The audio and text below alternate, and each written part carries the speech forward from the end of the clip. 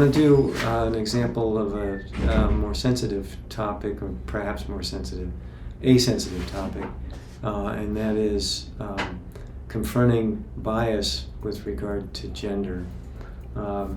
Let's imagine that a group of students are having a meeting, planning an event that they're going to be engaged in, and I was to notice that one of the male students would jump in with a lot of ideas, oftentimes precluding female students being able to speak up, either starting to talk right as they begin to talk or jumping in before they're finished. And I note that, and then as an ally would like to confront the male student about that. I'd be inclined to do that outside of the meeting. Well, poorly would probably be not saying anything. That would be the most likely poor way to address it for me. But let's say I had my courage up, I could pull that male aside after the meeting and say, John, I want to talk with you about something that I observed in that meeting that concerns me. And that is that there were a number of times when some of the women present began to speak, and you started speaking a little bit after they started and took the conversation in the direction that you thought was useful. I want to say first, I think you got really good ideas, and the ideas you shared are great. But I'm concerned that it resulted in stifling some of what the women might have contributed if you hadn't jumped in. Like, for example, when Jill was starting to talk about an inexpensive way to get a room, and you came in with 3 or 4 hotels that you already knew about.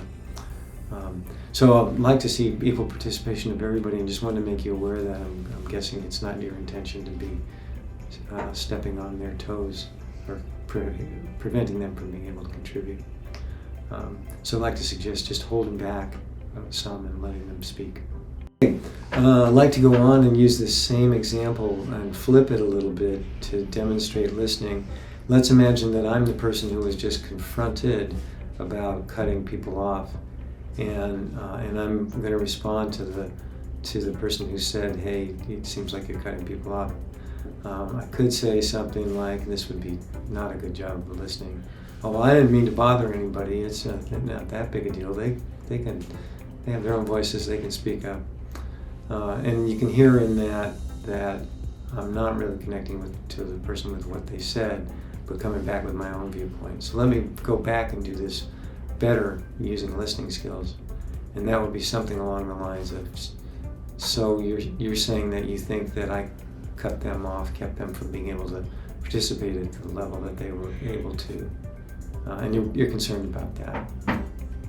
And then after having said that, I'm guessing that the person who was confronting me would say, "Yeah, really got to watch that, and I think we want to have everybody involved." And say, "So you're focusing on making it a good place for everybody to speak." And then I probably would go on to disclose and say, "I appreciate you bringing up something that I wasn't aware of, and definitely want to try to keep from happening in the future."